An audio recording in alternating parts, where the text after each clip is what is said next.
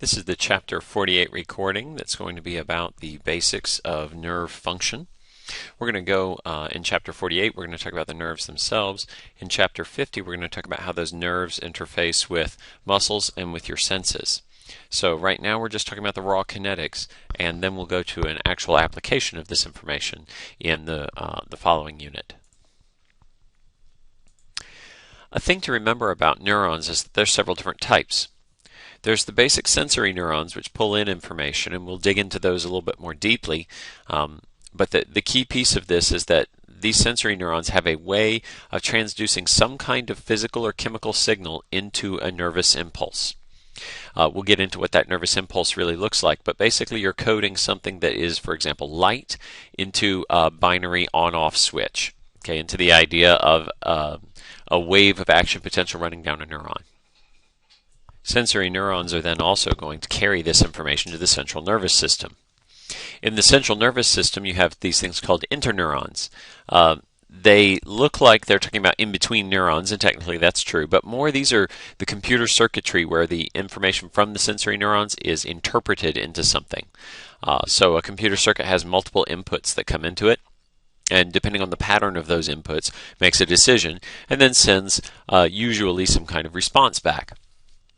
Primarily, that's going to come out the motor neurons because muscle or gland activity is going to be triggered by those motor neurons. And part of the reason why you have a nervous system and why we always talk about the muscular system right after we talk about the nervous system is that what's the point of seeing a baseball flying at your head if you can't dodge it? And to do that requires muscle movement. Okay, so that's why, why is it helpful to smell a cheeseburger if you can't move towards it? All that is torture. So that's why always we talk about sensation and motion and muscle movement kind of in the same breath for that reason. Now, your sensory neurons and your motor neurons basically are your peripheral nervous system, though technically some parts of the central nervous system are the beginnings or endings of the motor and sensory system. Really, the peripheral nervous system is the one that carries, either the information from sensory neurons or the instructions out to motor neurons. The central nervous system is going to be where the decisions are. Now, please note that the central nervous system includes both the brain and the spinal cord. Okay, and in other animals, it may just be called the nerve cord. If you were just talking about a crawfish, for example, or an earthworm, they have a ventral nerve cord. We chordates have a dorsal nerve cord, and ours is called the spine. But it's all the same thing. It's a long line of not actually just conduction. Everybody looks at the spinal cord and thinks, oh, that's just, the nerves leading up to the brain. And that's not true. It really is more like part of the brain. Because a lot of your motor movement, your ability to respond and the reflexes, trained muscle responses, where you see one thing and do one thing like a boxer punching a target repeatedly, you're not actually training the brain. You're training, in many cases, the spinal column. A lot of baseball is played from the spine, not from the brain. Yes, you have to see things, but when the brain says, legs run, the legs run based on instructions coming out of the spinal cord, not coming from the brain. The brain just says, spinal cord, tell the legs to run, and the spinal cord tells the legs at what speed, okay, and things like that. So that central nervous system, remember, the spinal cord is in charge of a great many things, and that's why spinal cord injuries are so debilitating, is it's not just the conduction from legs up to brain that has been interrupted. It's also the control of those legs and the decision making of what the legs will do and when deflects. If you hit someone in the knee and their knee kicks, the leg kicks out, that reflex action, that came from the spinal cord. All right, and this is just a picture of the concept here of the integration, your interneurons receiving information from sensory and putting it out through motor. Another way of looking at this is sensor versus effector. When you sense information, you have to do something with it. You have to come out with an effect. That effect can even be to stimulate a gland. Technically, that's a motor neuron, even though it's not doing a muscle. Now let's do some basic anatomy. A neuron is, of course, just a cell, just like any other cell. I'm going to do it over here. Okay, and the cell body is where you find a nucleus and the cytoskeleton and Golgi and all that stuff, and mitochondria are found here. And that cell body isn't really where the novelty is. That's just how the basics of it get run. The novelty comes in with the dendrites and the axon. Okay, the dendrites are either going to connect around some kind of sensor. For example, you wrap a dendrite around a muscle fiber to tell when the muscle fiber is being stretched too far. Because see, a stretched muscle, you know how if you start trying to bend a finger too far back, it hurts? You got to wonder, how does your body sense that that finger is going back too far? And one of the best ways to do that is to wrap a nerve, wrap a dendrite around your muscle fiber. And if that muscle fiber gets too thin because it's being stretched too far, then the dendrite loses contact with it, and there's your signal. I'm not touching my muscle fiber anymore. Let's signal that this is being stretched. And then your brain interprets that stretch and that signal coming all the way up to from your finger as pain, because it knows that signal is attached to a stretch sensor, and stretching is not a good thing for that finger. So we're going to tell the brain that that's painful. Other things dendrites can do is receive signals from other neurons. So this is the place where other neurons will often connect and touch each other. These synapses that we're going to be talking about often happen right on these dendrites. And so, 8 or 9 or 10 different neurons could synapse with this one neuron right here at the dendrites. Then, of course, the axon is your cabling, your way to get the decision made by this cell to fire or not fire a nervous impulse, to get it a certain distance. Because if you just had to go cell by cell by cell by cell by cell, this would take quite a lot of time. But these axons can be measured in inches sometimes.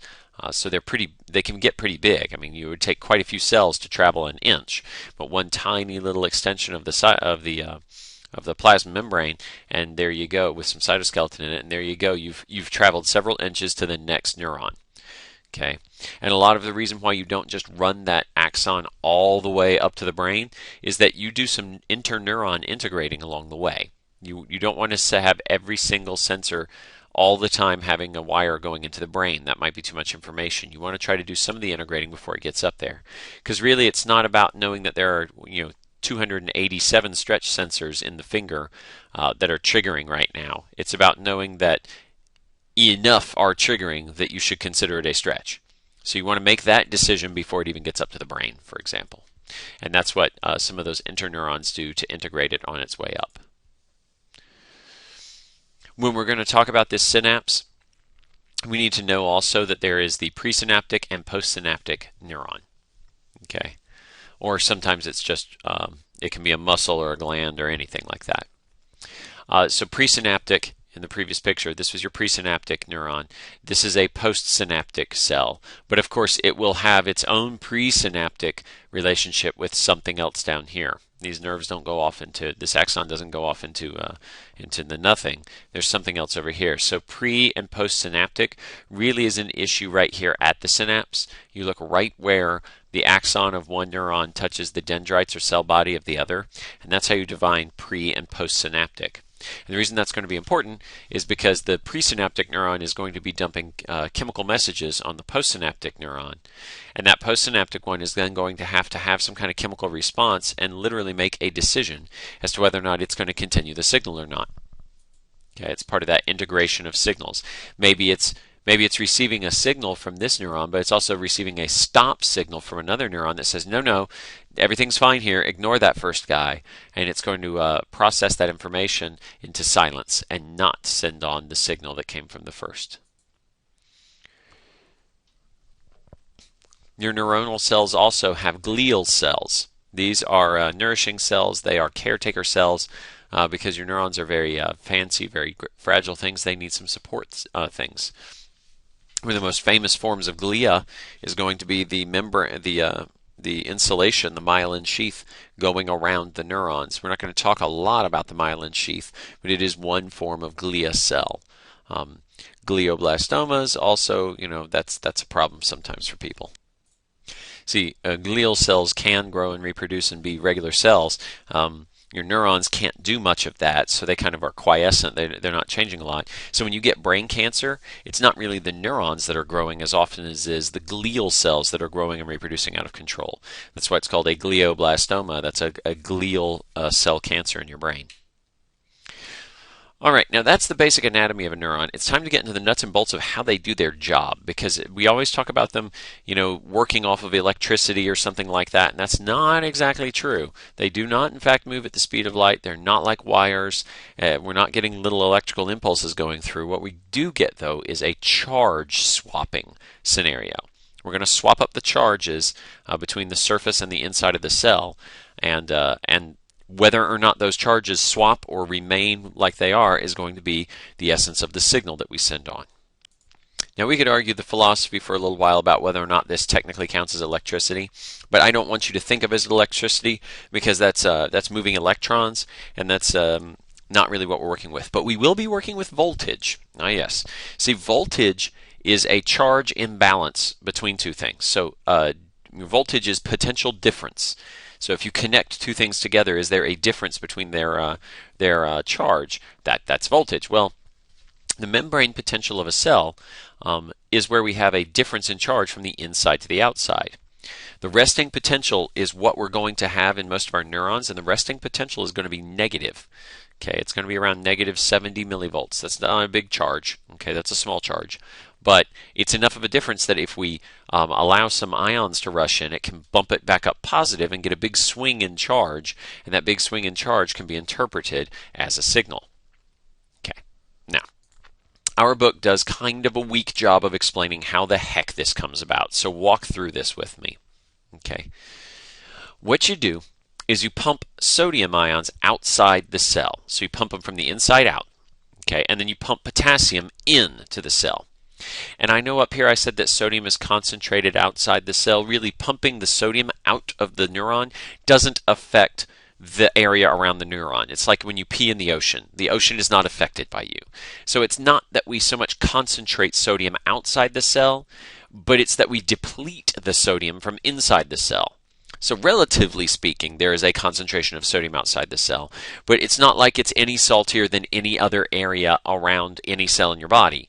It's the normal interstitial fluid. It's just that the neuronal cells happen to have ditched their sodium out of them, and so now there's a high concentration outside relative to inside. Now, the pump turned around and pumped potassium right back in. This has no effect on charge.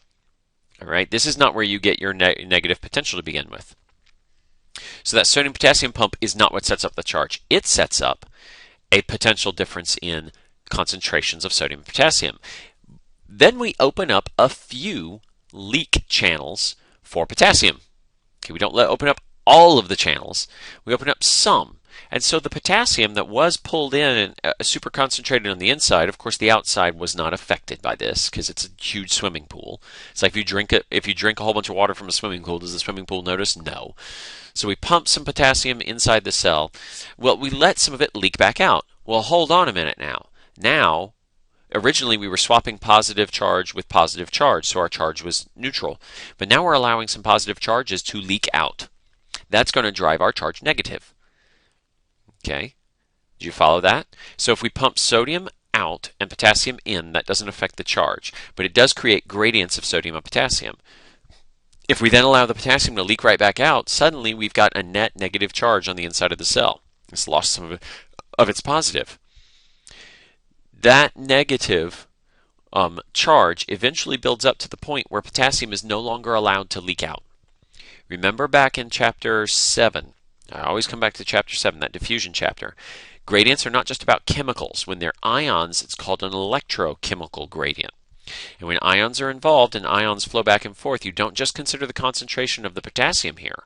It's not just that the potassium will diffuse out until you hit equilibrium.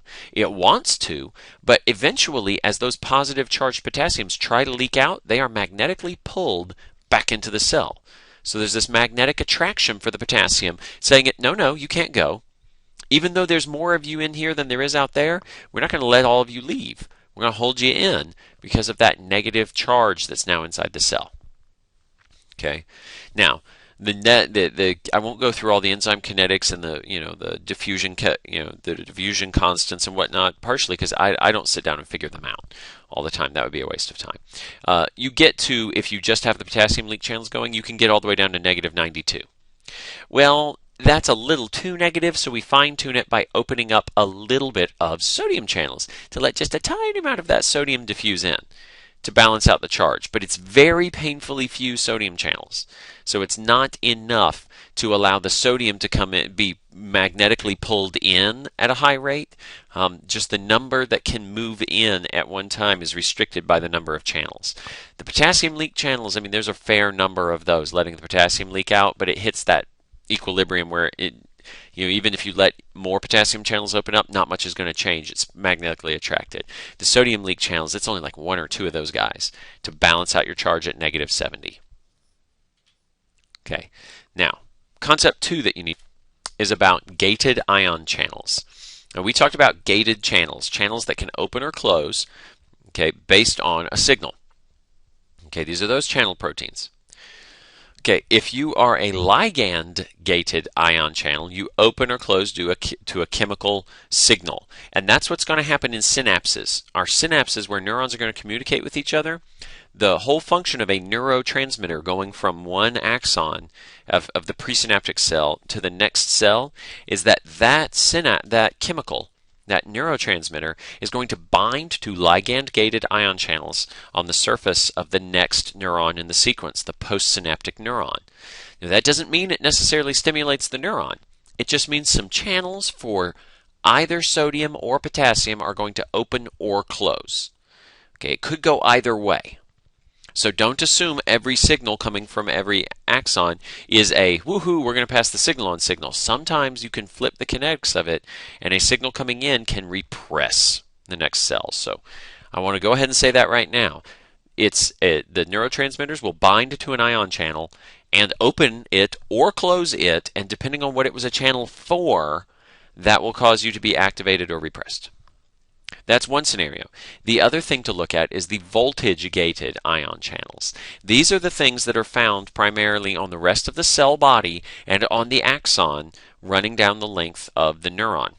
Okay, so I'm going to go back here. You're going to have, running down this length, a whole bunch of voltage-gated ion channels. Once we send a signal down the axon, that's how it keeps going. A voltage change is going to happen and be sensed by neighboring channels, which are going to open, allowing ions to flow, once again changing the voltage. Okay, so the voltage change is sensed here now, which opens channels over here, which cause a voltage change here, which is sensed there, which causes channels to open there, and not at the speed of light, but pretty darn fast. I don't know, less than the speed of sound, but gosh, how fast does it need to move? Okay, if you're talking about something moving at around the speed of sound, that's pretty quick to go up your spine. All right. Okay, so this thing is moving down here by these voltage-gated ion channels, then it gets to the end, and the signal, the change in voltage, causes these vesicles to fuse and dump the neurotransmitter. What's that neurotransmitter going to do? It's going to bind to, on this other cell, ligand-gated ion channels. And they're either going to open or close and let either some potassium leak out or some sodium leak in, changing the voltage of the cell. That then can trigger even more voltage-gated ion channels to go on. One more thing that I like to talk about is the stretch-gated ion channel. Okay, it's a common way you use sensors, like pressure sensors in your fingertips and in the rest of your body. These guys, if you compress a plasma membrane, and one of these guys is attached not just to the plasma membrane, but oftentimes we attach them to a neighboring part of the body, like a next door cell. Now you've shifted the position of the tip of this channel. Okay, so if cell A moves in an opposite direction from cell B, and the channel is in the membrane of cell A, but the tip of it's attached to cell B, what that did was that literally torqued the channel open, allowing you to have ion flow based on that. It's a key part of this chapter and next chapter to remember that even though you look at your senses as so automated, hey, how do you see that thing? Well, you see it. Light goes in your eyes and you see it. There's got to be a way to transfer that somehow into a cell, into cell talk. And cell talk is always chemical. Cells can only respond to chemicals. Even though we've got this stretch-gated channel that appears to be feeling something physical, the cell doesn't know that you're opening and closing the channel unless a chemical flows through it. So all of this stuff is going to be chemical motion. And that's how we're going to signal everything in a cell, all the way back to continuing to go back to chapter 7. Cell signaling was all about chemicals appearing and disappearing. Yes, you might touch a signaling molecule via a receptor, but that was meaningless until something else inside the cell did chemistry to tell you that that had happened. All right. You may not have understood everything that I just went through. I highly recommend that by the end of this lecture, what you do is you rewind the whole lecture and go back to that part, the 48.2, where I started to talk about membrane potentials and the various channels opening and closing. Okay, so that you can refresh in context. Once we give some examples at the end, I want you to go back to the beginning and look at that again and see in context what I was talking about when I said that we put the potassium on the inside, the sodium on the outside, no change in charge, but it did create chemical gradients. And we let some of the potassium leak out. We let a lot of it leak out, as a matter of fact, enough until that positive leaving gives us a net negative charge, and that prevents any more potassium from leaking out. Then we let a little bit of sodium leak in to fine-tune that charge down to the -70, and then the sodium-potassium pump still keeps running because, we've got some sodium leaking in. We got to pump it right back out. We got to replace it with potassium that comes in that then leaks right back out, and some sodium leaks in. So those sodium and potassium pumps are always running to give us the chemical gradients, and those leak channels, a lot of potassium leak channels, just a couple leak channels of sodium, are letting things flow back the way they want to go to create some voltage changes. Now, when we are talking about the effect of all that, that was just setting up the game. That was setting the mousetrap. Now we have to spring the trap in order to get a nervous signal. Here is a very important thing. Your neuron has one and only one thing it does. It's called the action potential. It does not have a small action potential versus a large action potential. There are not red action potentials versus green action potentials. There is no difference in action potential. An action potential is an all or nothing event. It is a signal coming down a wire, and in binary, it's 1. No action potential is 0. It's computer code. You work just like a computer. You work off yeses and nos, ones and zeros. So if we give your neuron an action potential, if a neuron fires, that is a yes. And then it shuts off. And now it's giving no. And then it may fire again. And now it's giving yes. And then it shuts off. And then it's giving no. Now, that situation that I just described could be me flashing a light in your eyes, or it could be me poking your finger with a pin, or it could be you sticking your tongue to something cold and taking it away, and touching it and taking it away. All of those things generate the same exact kind of signal, an action potential. And anytime, you know what the difference between sticking your finger in warm water and sticking your finger in very hot water is? Nothing. It's just action potentials, and which sensors are firing the action potentials, and how often they are firing the action potential. But it's still just an action potential. Your brain has to interpret those because it knows those wires attach to heat sensors. And the reason pleasantly warm water feels pleasantly warm and scalding hot water feels like pain is that you have some temperature sensors that trigger when it's pleasantly warm, and other temperature sensors that are buried very deep in your finger that can't be triggered by pleasantly warm water. They can only be triggered by extremely hot water. And when those trigger, the brain goes, whoa, wait, that action potential came from a sensor that was very deep in the finger that can only be triggered from very hot. That must mean it's very hot, and we need to signal pain, and then that pain will be interpreted by the spinal cord as jerked my finger out of the water, fool. But all of that right there was action potential. I can't emphasize enough that there's nothing special about it. When light goes into your eye, it's not traveling down a fiber optic cable to your brain and projecting a little movie on the back of your brain. When the light hits your eye's job is to convert it into a pattern of action potentials, and that's all that travels down the optic neuron, is ones and zeros that your brain later interprets. Now, philosophy and theology of eyes and neurons and emphasis aside, let's talk about that action potential and how it gets triggered. And it all comes down to the idea of gated ion channels again, and voltage-gated ion channels. we're not going to worry about hyperpolarization for a minute. Let's just work at the basic depolarization.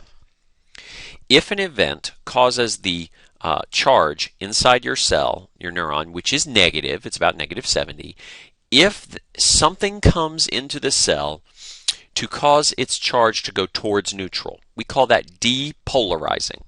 See, the neuron is polarized in that it is charged, and anything that drives it towards being uncharged, the 0 point, is reducing the charge, reducing the polarity. That means depolarizing. Okay, it's very easy to get that confused. You can think about you can look at this big spike and go, look, we're polarizing this neuron. No, you are depolarizing it. The 0 point is way up here. You're in the negatives. Anything that drives that charge northward, towards 0, up, positive. So positive things leaking in, or preventing the positive things from leaking out. So either opening up some sodium channels to allow sodium to leak in, or shutting your potassium channels to prevent the potassium from leaking out. Either one of those things will take your charge up towards neutral. If enough of that change happens, and you cross this magic line called threshold, all along the body of the cell, some voltage-gated sodium channels open. So these sodium channels only open at charges above -55. So -54 is above -55. You see what I'm saying there? So more positive than -55, suddenly all these channels open. And what's going to happen? Well, suddenly, because you have very little sodium inside, lots of sodium outside, and bonus, you're very negative on the inside, okay, all these positive sodium molecules are going to rush in. These sodium atoms are going to rush in carrying their positive charge. And they're going to rush in both because that's diffusing down their concentration gradient, and the electrochemical gradient says, hey, it's negative in here, you're positive, get in here. So there's a magnetic attraction. You don't really need to even know about the magnetic attraction, though, because just having a concentration of sodium on the outside and no sodium inside is going to cause an inward pull. More is going to rush in than rushes out. So the net effect is you go up to 0 and then even beyond. Okay, that's the action potential. When all of the sodium channels open up and let the sodium rush in to equilibrium, that was the action potential right there. Now that wave of positive, charge now is sensed millisecond by millisecond all along the axon. And then, the neighboring cells are going to sense it. Where do I have the picture? No, where is it?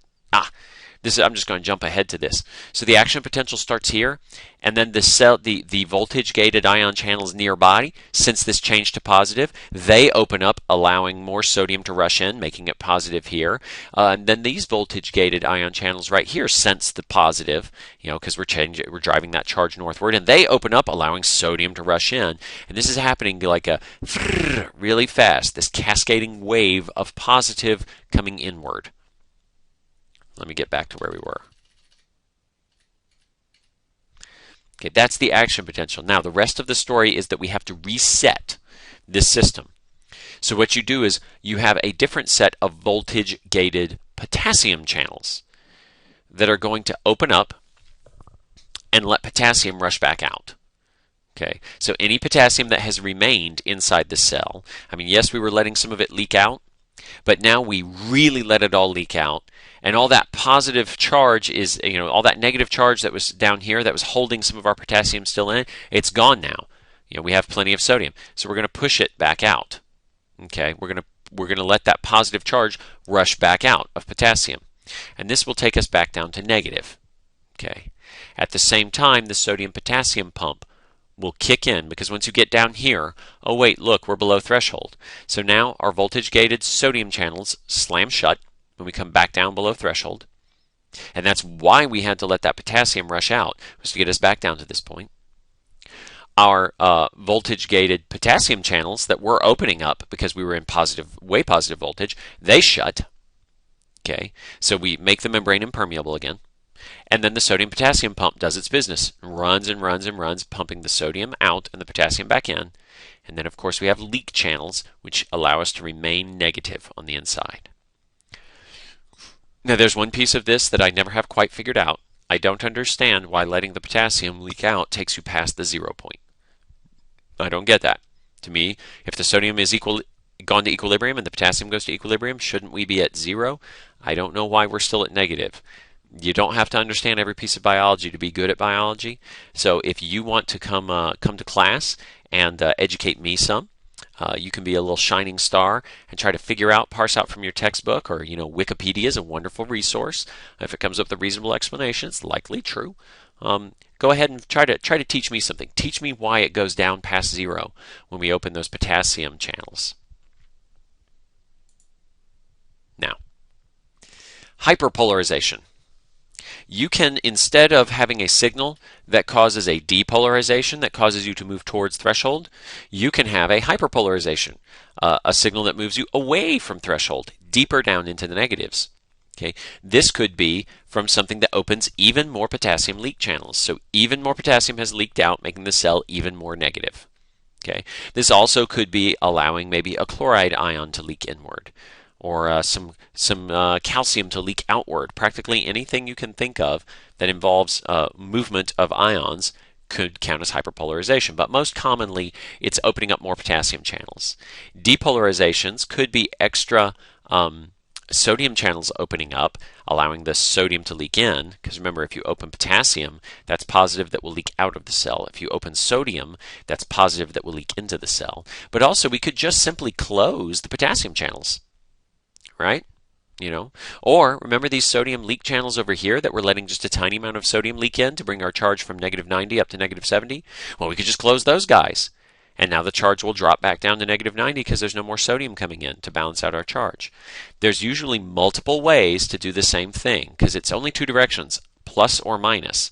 You can close something plus that's leaking in and you will get more minus. You can close something, you can open more channels that allow plus to leak out, and that will give you more minus.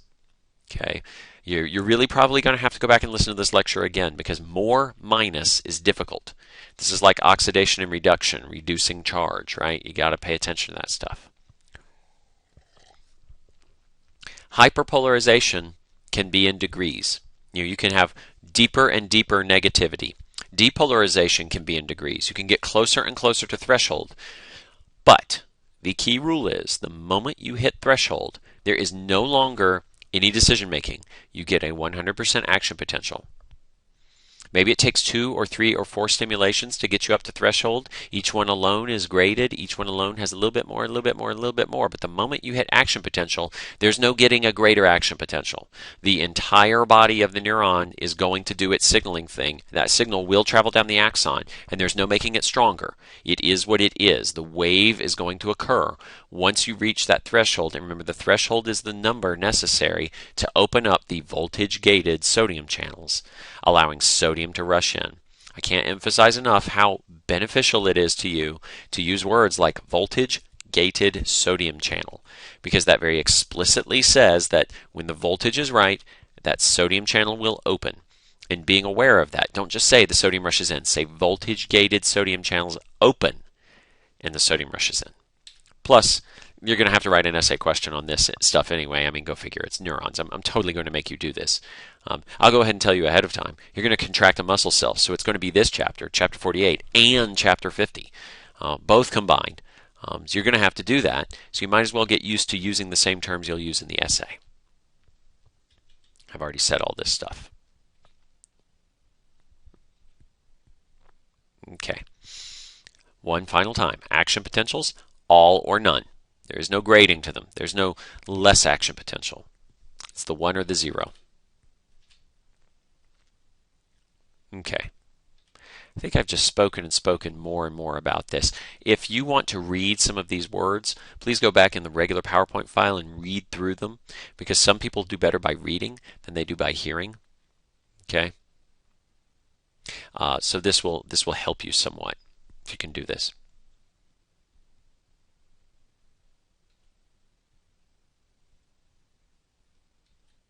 Okay. I will not test you on the names of these rising and falling and recovery phases, all the names of 1, 2, 3, and 4 here, but that is a description of what's going on. Okay. I'm going to talk about the action potentials now. Okay, what they do, they travel in one direction. And why do they travel in one direction? Now, first off, if One Direction starts a song singing in your head, haha, I just song tagged you. And you might also have a daughter, because that's what it does to me, because my daughter loves them. Okay, but if not, I won't subject you to my singing, and instead we'll move on. Action potentials can only travel in one direction. Even if you start them, if you started the action potential in the middle, technically it could flow backwards. Okay, but the key is that once it starts flowing in a direction, it could flow backwards this way, but it would also flow downwards this way. That never happens. There's no, there's no connections, there's no synapses along the axon. It's always starting up here, and it's always flowing downhill, but you could say, why doesn't it flow backwards? Well, once you're down here, you've got this wave going on. The sodium rushed in, the potassium rushed out. Well, then what you have is your charge hasn't been reset yet. Your sodium-potassium pump, the charge technically is there. We have our negative on the inside and our positive on the outside, but what we don't have is a gradient of sodium and potassium.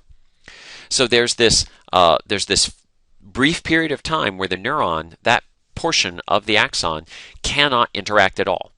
Because yes, you could try to signal its voltage and some channels could open up, but nothing's going to move. You don't yet have a gradient of sodium and potassium. Okay, so remember, this is very long. So it's not like you open some channels over here and instantly down here the ions start diffusing. It's long enough that it's localized. So the concentration of sodium over here is low and potassium out here, potassium down here is high because this thing hasn't been signaled yet and hasn't had a chance. It's about to suck sodium inward and dump potassium outward. But that's what resting potential is the potassium's high here and the sodium's high out here. And that's what's ready to go. But over here, sodium and potassium are equal. Why is that? Well, we let the sodium rush in, we let the potassium rush out.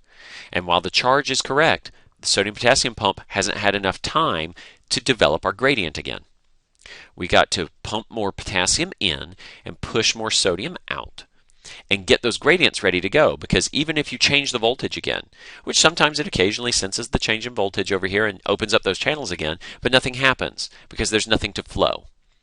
And that illustrates two key points of how a neuron works. A neuron works based off of having a charge, yes, that negative on the inside and positive on the outside, but it also works based on the ability of ions in gradients to be able to rush inward or outward, affecting the charge.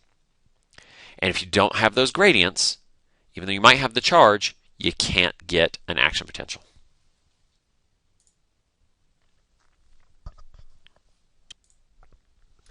Now for an extra set of physics that I also don't understand.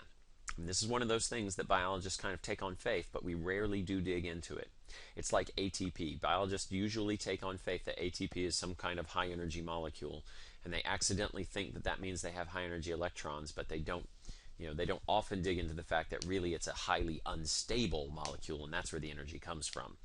If you're in my 2107 class, you had to dig into that ad nauseum and know that ATP was not about high energy electrons. It was about, oh my God, get this phosphate off of me. It's very unstable.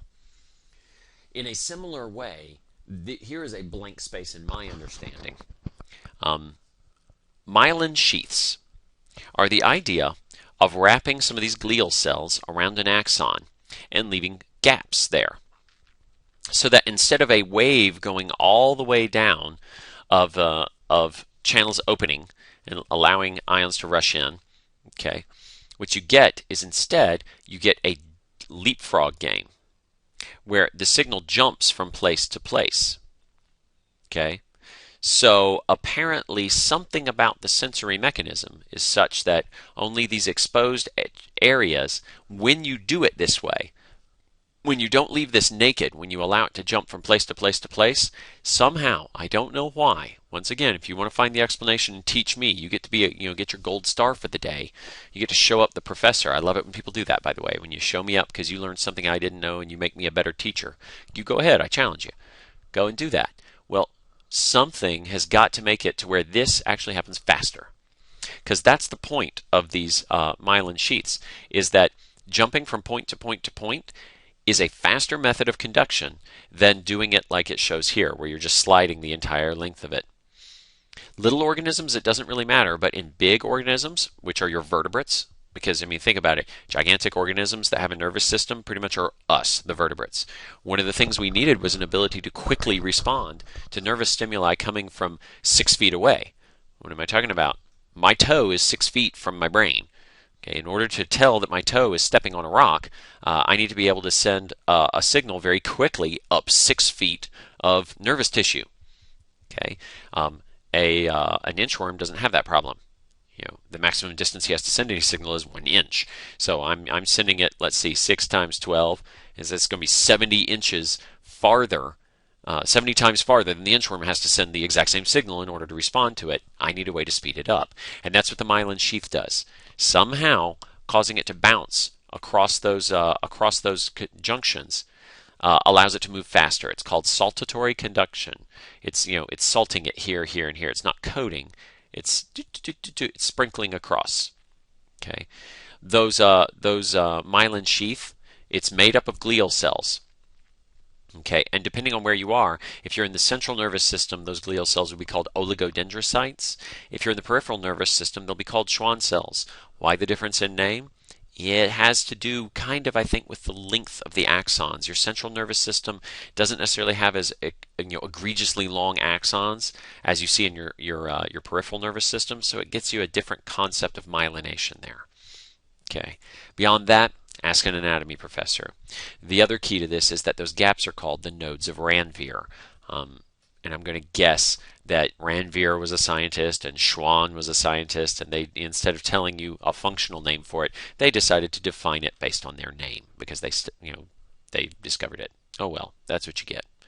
So that's the concept of myelin sheath. And we know that the myelin sheath is very important because the multiple sclerosis is your own immune system attacking the myelin sheath and killing off these protective cells. Not really protective, but these insulating cells. And what happens is when you kill off some of those cells, it slows down the signal. And multiple sclerosis is a mistiming of the nervous system. You can't move as well. When you try to move a muscle, it twitches oddly because parts of the signal saying move are getting there faster than others. Others have been artificially slowed down by destruction of the myelin sheath. All right, so we've covered how you make an action potential going down an axon. Well, what we haven't covered is how does that get interpreted? I keep talking about circuitry, but I haven't told you how that circuitry makes its decisions. Well, the idea is transferring the message from one axon to the next dendrite, okay, on the postsynaptic neuron, or sometimes on the cell body, okay, is going to be the place where decisions are made. How do you transfer that signal? What responds to it? Is the response an increasing or decreasing of something? That's where all the interpretation comes from. Okay, so what happens is when the signal comes down the axon, action potential, all this sodium rushing in is our action potential, driving us positive, causing more sodium rush in. At the end of the axon, right at the synapse, instead of opening voltage-gated sodium channels, letting sodium leak in, we open voltage-gated calcium channels. Now, yes, that also changes the charge, but the key is whenever your cells tend to use a trick that when calcium spikes, vesicles are shoved out to the plasma membrane. It's just kind of a pre-wired thing in cells. We've seen it, we saw it in reproduction when calcium levels spiked. The vesicles dump things into the perivitellin space, and into cortical granules got dumped from these vesicles. So when calcium spikes, vesicles that are waiting to dump. And so it's action potential, and then voltage-gated calcium channels open up just like a voltage-gated sodium channel would open up. With the effect of the calcium is those vesicles fuse, dump their stuff, and the stuff that they dump binds to ligand-gated ion channels. Okay, that ligand-gated ion channel might open, or it might close. It might be a channel for potassium. It might be a channel for sodium. It might be a channel for both. Okay, but the simplest way to think about it is if you open a potassium channel, that's going to polarize your cell. If you let potassium leak out, it makes you more negative. If you close a potassium channel, it's going to make you more positive because the sodium can't leak out anymore. Okay. If you open a sodium channel, then sodium is going to leak in, and that's going to depolarize you, push you towards threshold. Okay. If you close a sodium channel, the sodium that was already leaking in, raising your voltage, stops leaking in, so you go negative, more negative. So depending on which way the ion's moving and whether or not you open or close the channel, you'll either make the cell, the postsynaptic cell will either be more negative than it used to be, which is repressing it, or more positive than it used to be, which is pushing it towards action potential. That's how we get the translation of something coming down a neuron, coming down an axon, hitting the next cell. That's where a decision point is made. That is where you're starting to think interneuron ideas. It's fuzzy where that boundary is. Interneurons actually have a different physical structure. They look like this ridiculous, gigantic mass of dendrites often. So anatomically speaking, is this an interneuron right here? No. This guy's not technically an interneuron. But we're getting into the function of what an interneuron does, which is it takes not just one message from these axons, but it has multiple axons connecting to it. And it takes the survey of all of them, and based on all of them, it sends forward one thing: an action potential or no action potential. So 50 different things might feed into that postsynaptic cell. That would be an interneuron.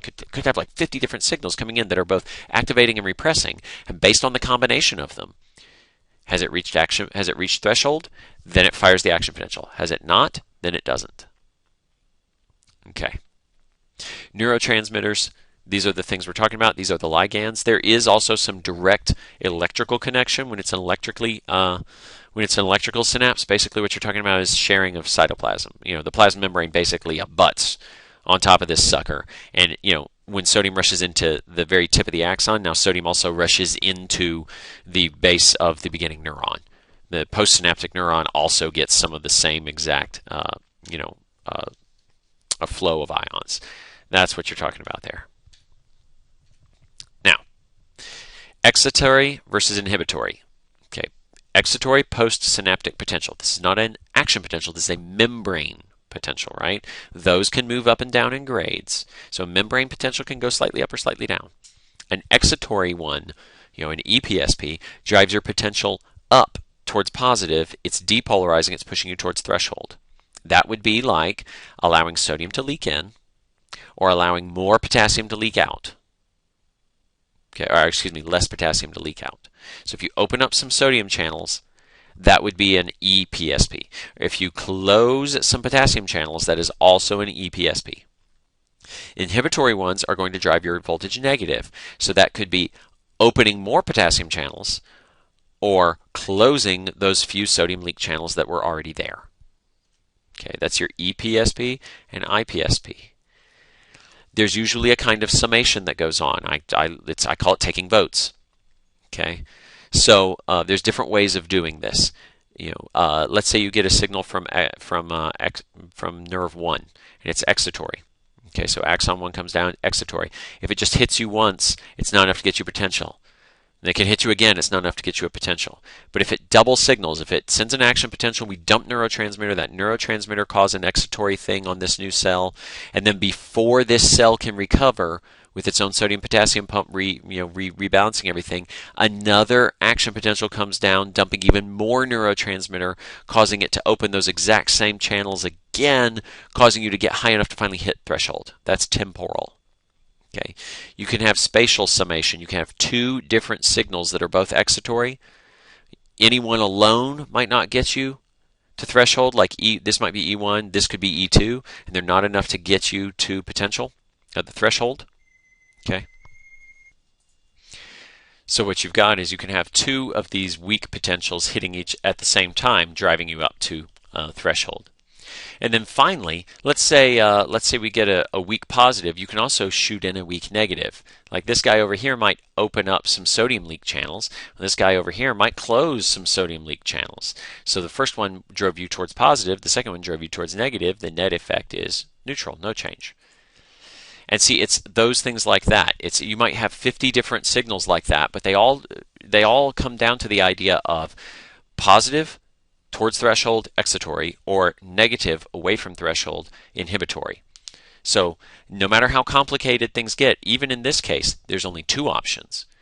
Do I push you towards action or away from action? Do I push you towards threshold or away from threshold? And then, of course, as always, if you cross threshold, all of this complicated stuff doesn't matter anymore. Now we get an action potential.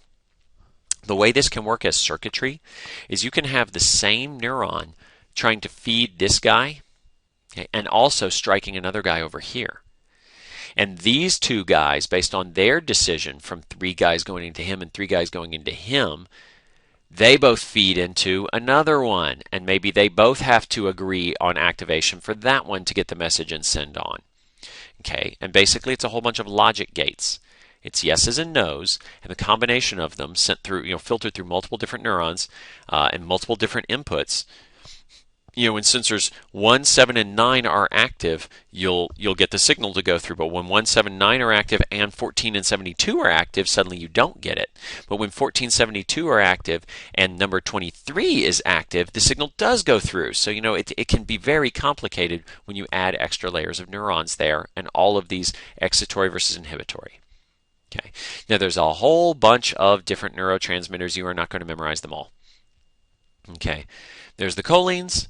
There's the amino acids and the slightly different biogenic amines. There's neuropeptides, which are small peptides. They're like, 20 amino acids. And then there's gases like nitrous oxide.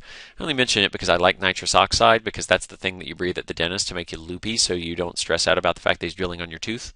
It's laughing gas. Okay, that's one thing. So nitrous oxide tends to correlate with happiness. Acetylcholine is most always the neurotransmitter for skeletal muscles. Okay. Other than that, I'm not terribly interested in you memorizing all these guys. I just thought I'd let you know what some of them look like. Okay. Oh, hey, biogenic amines like adrenaline, norepinephrine, right? That's adrenaline. Oh, hey, little side note, trivia. GABA, gamma aminobutyric acid. There's a different one called GAHBA. It's gamma hydroxybutyric acid that is similar.